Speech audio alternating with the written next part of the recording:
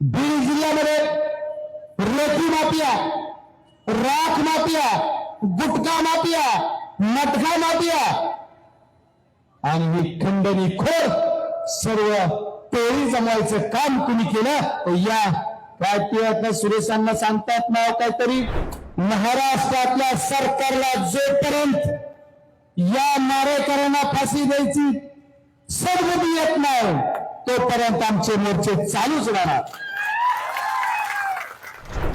आजचा हा आपला जन आक्रोश मोर्चा कुठल्या एका पक्षाचा नाही, कुठल्या एका जातीचा नाही, तर मानवतावादीचा हा मोर्चा आहे. आणि आमच्या संतोष अण्णा देशमुख यांच्या आत्म्याला शांती मिळाली पाहिजे आणि यांच्या मारेकऱ्याला फाशी मिळाली पाहिजे, ही आमची प्रमुख मागणी आज इथं आहे. बरेच जण पत्रकार बंधूंनी मला विचारलं की तुमचे मोर्चे किती होणार? तुमचा मोर्चा परभणीत झाला, तुमचा मोर्चा बीडमध्ये झाला.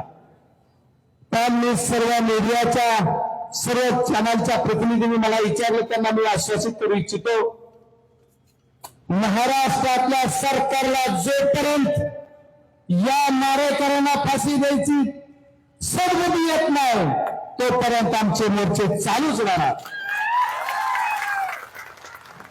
बीड जिल्ह्यामधील ही गुंडशाही, दडपशाही एवढी वाढली जीवन मुश्किल केलं.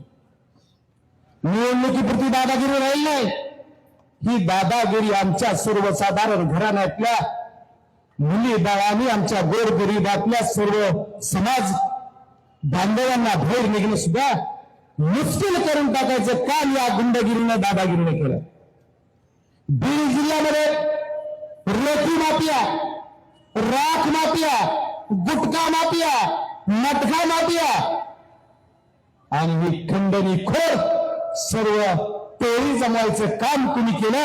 या काय पियात सुरेशांना सांगतात नाव काहीतरी, अरे त्याचं काय बघा. माझी तुम्हाला सर्वांना एक विनंती आहे, वाल्याचा वाल्मिक झाला, पण आता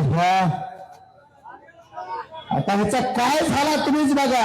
अलीबाबा 40 चोर ही सुद्धा उपमा कमी पडेल. कारण बीड जिल्ह्यामध्ये जे गुंडगिरी दादागिरी चालवली त्याचाच भाग म्हणून बीड जिल्ह्यामध्ये ही जी घटना घडली, संतोष अण्णा देशमुख यांची 9 डिसेंबरला घडलेली घटना जरी असली तर याची सुरुवात कुठे झाली? आमच्या केज तालुक्यामध्ये 28 मेला 24 मे महिन्यामध्ये एक खंडणीचा गुन्हा दाखल झाला गेला आणि तो कॉम्प्रोमाइज करून मिटवला गेला. त्या खंडणीच्या गुन्ह्यामध्ये जे कोणी आरोपी होते त्यांना सुद्धा या खंडणीच्या आरोपात घेतला पाहिजे, कारण त्याची सुरुवात तिथून झाली.